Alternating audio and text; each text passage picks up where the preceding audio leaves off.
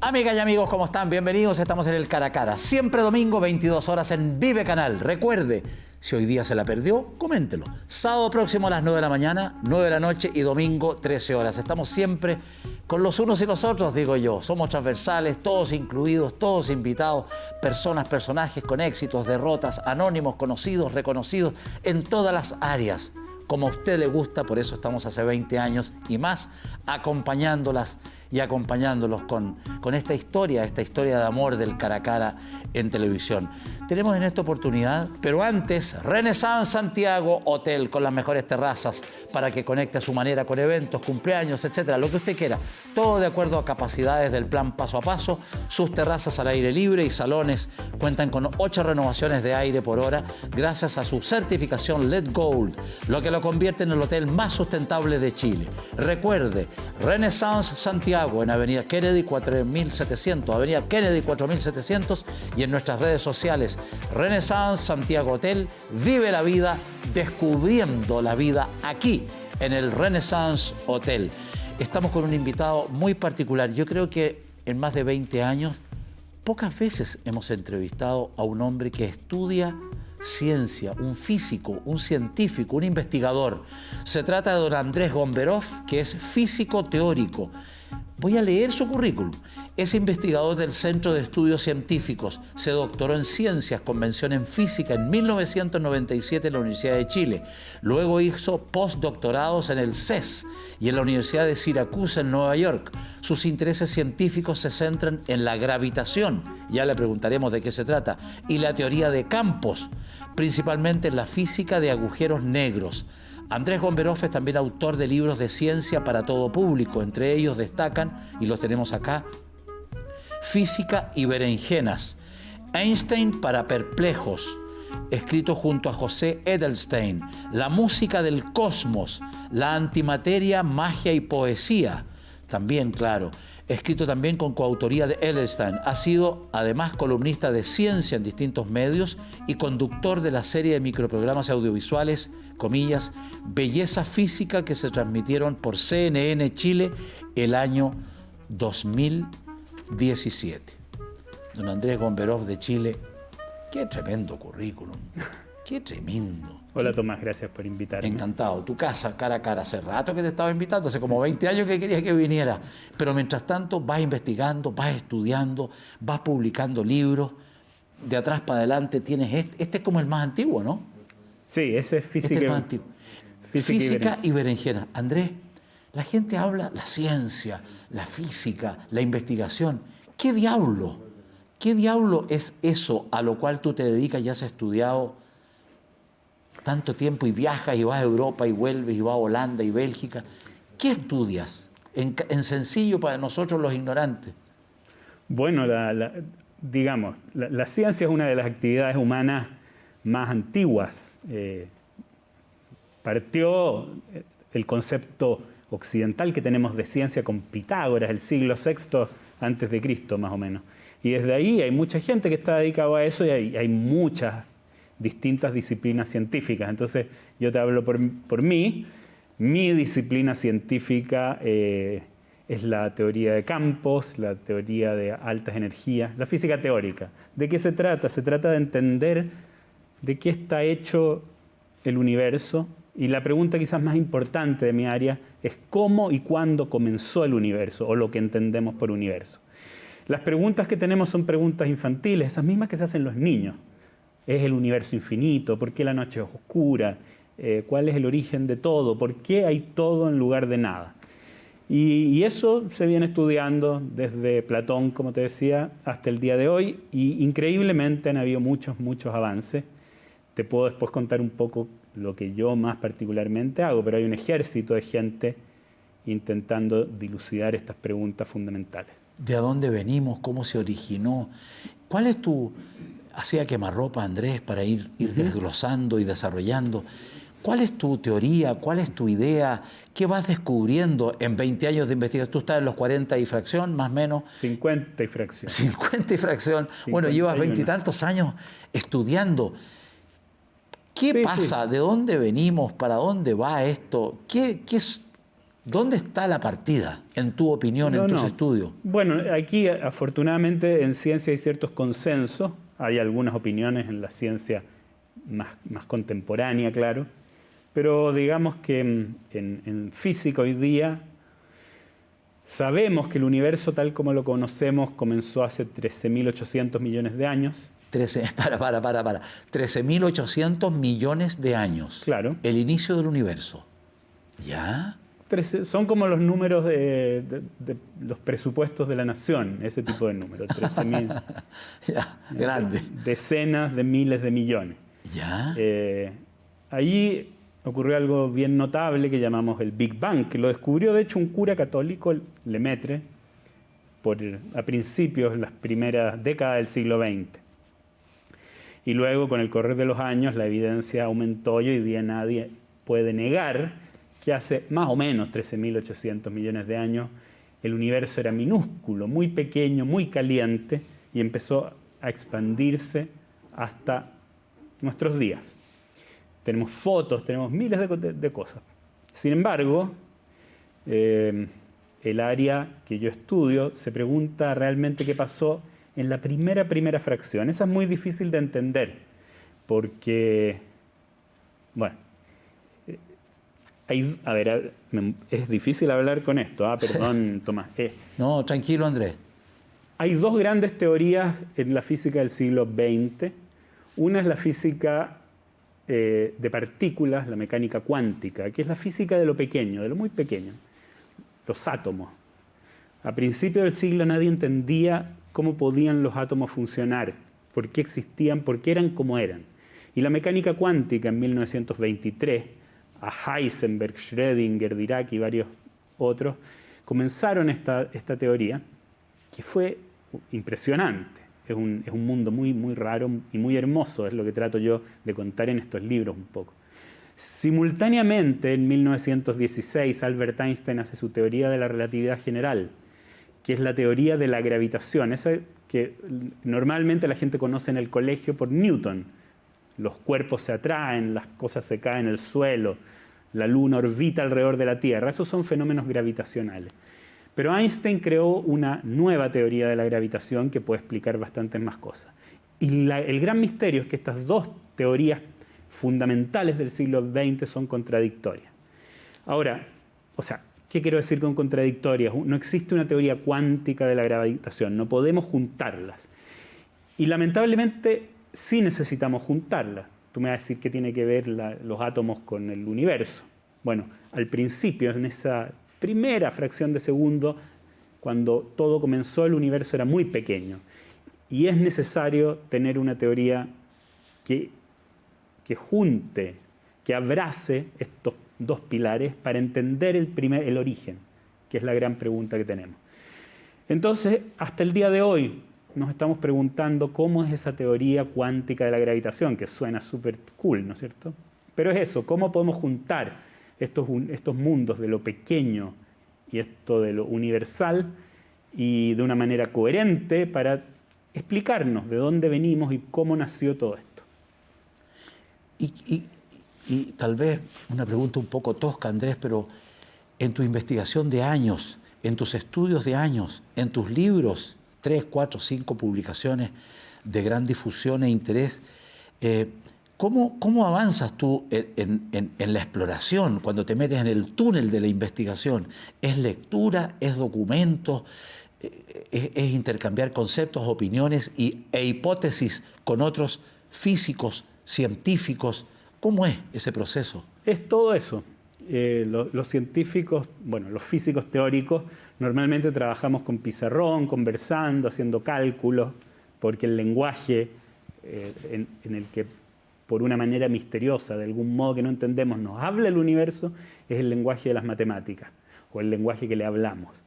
De eso un poco se trata el libro Antimateria, Magia y Poesía, que después quizás hablemos un poco de esto. Sí. Entonces nosotros nos juntamos, ojalá con galletas y café, conversamos en un pizarrón, leemos lo que están haciendo los demás y además, por supuesto, tenemos que escuchar los experimentos. Todo el tiempo aparecen nuevos datos, mediciones, de los astrofísicos y galaxias lejanas, fotografías del comienzo del universo, o estos experimentos que se hacen en los grandes colisionadores de hadrones, el LHC. No sé si has escuchado hablar, es un tubo de 20 y tantos kilómetros de largo. Sí, leí en alguna oportunidad. Claro, donde se aceleran protones a velocidades cercanas a las de la luz y se hacen chocar violentamente. Y hay detectores que ven qué es lo que ocurre, qué partículas aparecen en estos choques. Y allí se trata de entender, es como un niño rompiendo juguetes para ver de qué están hechos. Y las máquinas son cada día más precisas. Allí la tecnología que se crea para poder hacer estos experimentos es impresionante. Andrés, ¿y qué países, la típica pregunta, qué países la llevan en materia de este tipo de investigación? ¿O qué universidades? Tú has estado en Europa, en Estados Unidos, en distintas universidades. ¿Qué países, qué universidades, en qué áreas se avanza más rápido? ¿Y qué pasa cuando de repente, me imagino, ustedes intercambian opiniones, tenemos esto para comunicarnos 24/7, y tú dices, y te llama alguien, o tú llamas a tus pares científicos, físicos, y dices, oye, he descubierto algo raro, curioso, notable? ¿Todo eso ocurre en vuestra vida profesional? Pero claro, nosotros... Bueno, normalmente los resultados de la ciencia, en pandemia ahora están de moda hablar de los papers. Sí. El paper es el artículo científico. Normalmente la ciencia se comunica escribiendo artículos en revistas especializadas. Esa es la manera usual hoy día de comunicar. Pero con el Internet hay lugares donde uno pone sus trabajos antes, hay preprints. De eso también se ha hablado mucho con la pandemia. La gente lee los artículos antes de que sean publicados. Muchas veces están malos, entonces hay contradicciones. Y una cocina un poco más sucia que lo que normalmente uno está acostumbrado a escuchar de la ciencia. Es curioso, también te cuento que hablando del Internet, una de las historias de física y berenjenas es la historia del Internet. El Internet nació en el CERN, en este laboratorio que está en la frontera entre Suiza y Francia, en donde son tantos los datos que arrojan estos experimentos, que en un momento, por ahí por los años 80, los físicos necesitaban alguna manera eficiente de compartir estos datos. Y entonces este tipo, cuyo nombre hoy día ahora me olvido, pero Lee algo, bueno, ahí está, era un informático que inventó el protocolo HTTP, que es esa, no sé si se han fijado, cuando uno empieza una dirección de Internet, sí, parte con HTTP, sí, que es una sigla, la P es de protocolo, okay, Hypertext, no sé.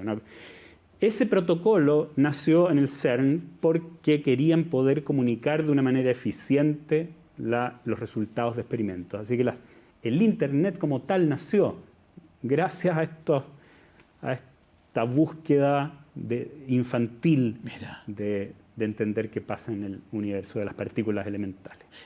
Andrés, ¿es en los países desarrollados, es en los países desarrollados o en los países en vías de desarrollo o en los más pobres, pregunto, es donde están los núcleos centrales de la investigación, o se necesita ser un país rico para avanzar, para que sus científicos y físicos tengan la posibilidad y el presupuesto, imagino, ¿no es cierto?, y las garantías para investigar más, investigar mejor, avanzar, comillas, en esto que no hay apuro, porque algo que ocurrió hace 13.000 millones de años, en realidad el tiempo es cómico. Pero claro, hay urgencia de todas maneras porque la gente quiere ser el primero. Claro, quiere ser el primero. La ciencia tiene un poco también de eso, de exploración, de descubrimiento, de ser el primero en llegar a alguna verdad.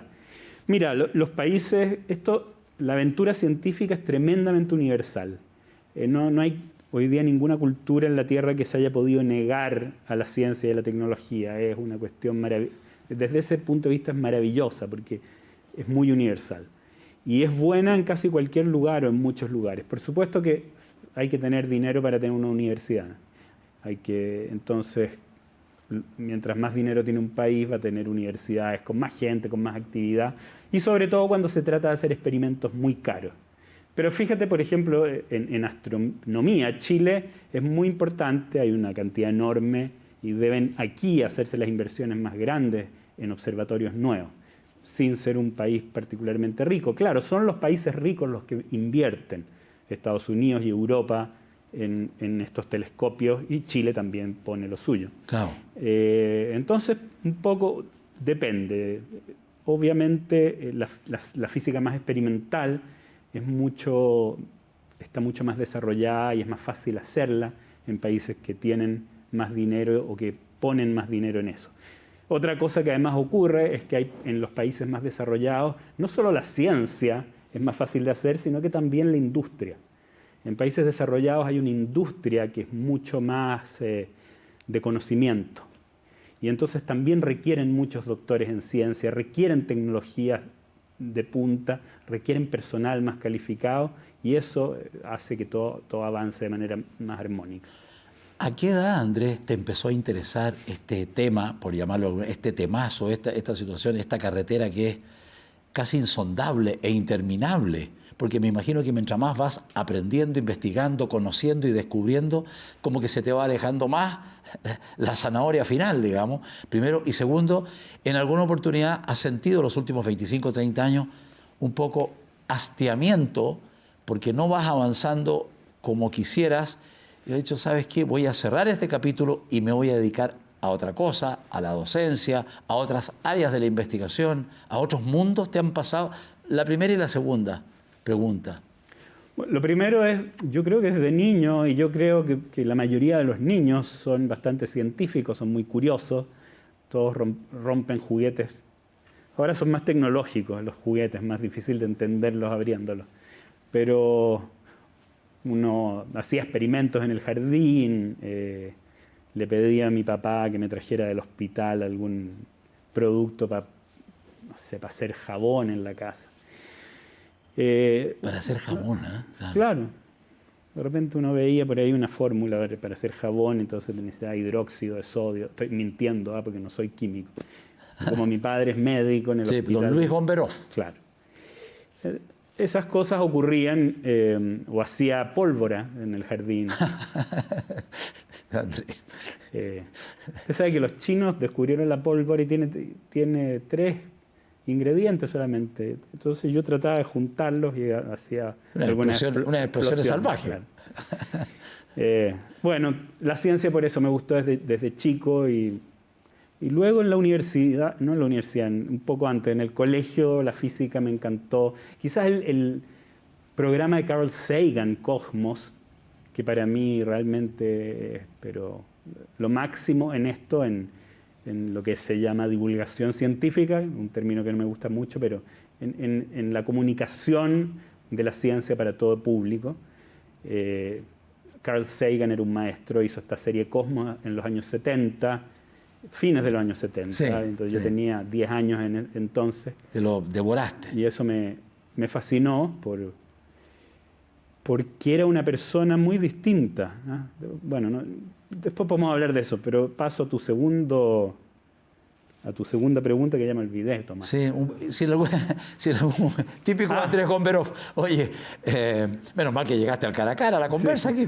Oye, Andrés. Sí, se me ha ocurrido salirme. Sí, de pronto decía, ¿sabes qué? Llego hasta acá y me voy en otra carretera. Una vez alguien me contó la historia de un rabino que estaba en una de las comunidades más religiosas en Chile, que dejó de creer en Dios. ¿Te imaginas lo que puede significar eso? Un sacerdote que deja de creer en Dios, pero es su pega. Sí. Tiene que alimentar a su familia, tiene que ir todos los días. Yo creo que eso me pasa día por medio, como a todos. A todos nos va pasando que de repente nos defraudamos de nosotros mismos, de repente estamos felices. Así es la vida. Afortunadamente esto no es como la religión, porque es una cuestión muy distinta. No hay ninguna revelación en la cual creer o no. Pero sí es una aventura muy compleja, hay mucha competencia, hay mucha gente, es difícil. La mayoría de las cosas que uno intenta no resultan. No resulta. La mayoría. O sea, la gran mayoría. Y de repente, wow, uno ve la luz y es esa sensación maravillosa, eureka,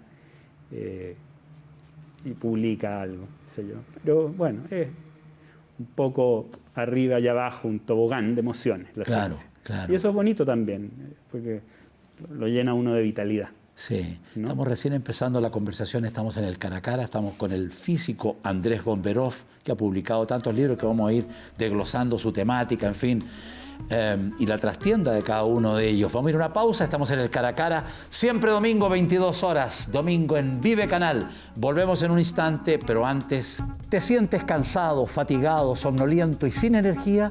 ¿Tu abdomen se inflama cada vez que comes? ¿Sientes sueño tras comer? Bueno, estás frente a la presencia de la grasa más peligrosa de tu organismo, llamada visceral, causante del hígado graso, resistencia a la insulina y accidentes cerebrovasculares. En NutriGuapa hemos diseñado un programa inédito en Chile para reducir tus niveles de grasa visceral en solo 3 sesiones. Escríbenos, estamos para ayudarte. Contacto@nutriguapa.cl, www.nutriguapa.cl. Les quiero comentar que en el Cajón del Maipo, a media hora de Santiago, siempre, todo el año, todas las semanas, todos los fines de semana, Santuario del Río. Exquisito, las mejores carnes a la leña, vinos maravillosos, terrazas, aire puro, el Cajón del Maipo, el viento raco, seguridad, estacionamiento privado y un ambiente extraordinario, totalmente higienizado de acuerdo a los nuevos tiempos. Santuario del Río los espera siempre y con los brazos abiertos. Hoy es el mejor momento para invertir en propiedades en Estados Unidos junto a inviertenusa.cl. Cuide su patrimonio y su esfuerzo de tantos años en un país con una alta protección a la propiedad privada. En inviertenusa.cl buscamos propiedades con la más alta rentabilidad. Administramos tus propiedades, te abrimos una cuenta corriente en dólares y te asesoramos contable y tributariamente. Visítenos en inviertenusa.cl y pide una reunión de asesoría. Comience ahora a hacer crecer su patrimonio en Estados Unidos. Ya volvemos.